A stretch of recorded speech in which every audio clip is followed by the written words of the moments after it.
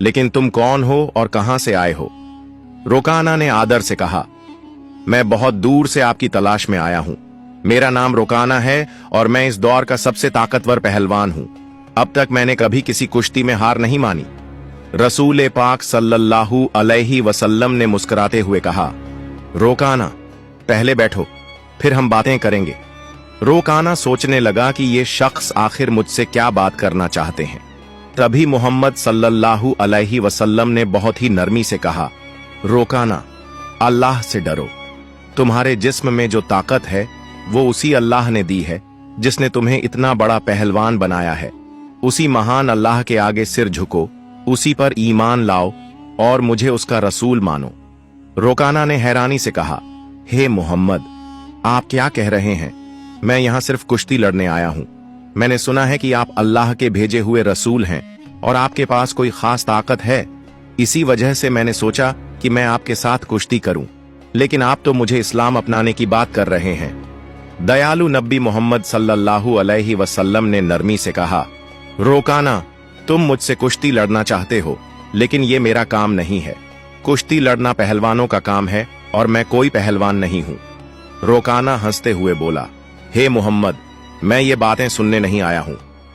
मैंने सुना है कि आप बहुत ताकतवर हैं और आपको जादू भी आता है। अगर आप सच में अल्लाह के भेजे हुए रसूल हैं तो अपनी ताकत से मुझे कुश्ती में हराकर दिखाइए। मोहम्मद सल्लल्लाहु अलैहि वसल्लम मुस्कुराए और बोले, रोकाना, तुम इतनी जिद कर रहे हो, इसीलिए मैं तुम्हारे साथ एक शर्त पर कुश्ती लड़ने को तैयार हूं। रोकाना ने उत्सुकता से पूछा, क्या शर्त है? नबी पाक ने फरमाया, अगर तुम कुश्ती में मुझसे हार गए तो तुम्हें इस्लाम कबूल करना होगा और मुझे अल्लाह का भेजा हुआ रसूल मानना होगा। रोकाना ये सुनकर सोच में पड़ गया। ये एक आम इंसान मुझे कैसे हरा सकता है? मेरी चौड़ी छाती, मजबूत हाथ पैर और गजब की ताकत के सामने ये मामूली इंसान टिक नहीं पाएगा। मैं दुनिया का सबसे ताकतवर पहलवान हूं और आज तक कोई मुझे हरा नहीं सका। ये तो पहलवान भी नहीं है, फिर मेरी बराबरी कैसे करेगा? यही सोचकर रोकाना ने हंसते हुए मोहम्मद सल्लल्लाहु अलैहि वसल्लम का मजाक उड़ाया और घमंड भरी आवाज में बोला, ठीक है, मैं तुम्हारी शर्त मानता हूं। अगर तुम मुझे हरा दोगे तो मैं तुम्हें अल्लाह का रसूल मान लूंगा और इस्लाम कबूल कर लूंगा। इसके बाद कुश्ती के लिए एक बड़ा मैदान तय किया गया। मक्का और आसपास के इलाकों से लोग ये मुकाबला देखने उमड़ पड़े। हर कोई उत्सुक था कि क्या होगा। लोग जानते थे कि रोकाना अपनी ताकत के लिए मशहूर है, लेकिन वे ये भी देखना चाहते थे कि मोहम्मद सल्लल्लाहु अलैहि वसल्लम कैसे मुकाबला करेंगे। जब मुकाबला शुरू हुआ तो मोहम्मद सल्लल्लाहु अलैहि वसल्लम और रोकाना मैदान में उतरे। रोकाना ने हमला करने के लिए कदम बढ़ाया, लेकिन तभी नबी पाक ने बड़ी आसानी से उसे पकड़कर एक झटके में उठा लिया और जमीन पर पटक दिया। रोकाना को यकीन ही नहीं हुआ कि वो इतनी आसानी से गिर गया। उसने खुद को संभालने की कोशिश की, लेकिन उसे महसूस हुआ कि उसकी आधी ताकत खत्म हो चुकी है। रसूल अकरम सल्लल्लाहु अलैहि वसल्लम ने मुस्कुराते हुए फरमाया, ए रोकाना, तुम हार चुके हो। अब भी क्या तुम मुकाबला जारी रखना चाहते हो? क्यों नहीं अपनी हार मान लेते और इस्लाम कबूल कर लेते? लेकिन घमंडी रोकाना ने कहा, नहीं, ये तो बस एक इत्तेफाका था।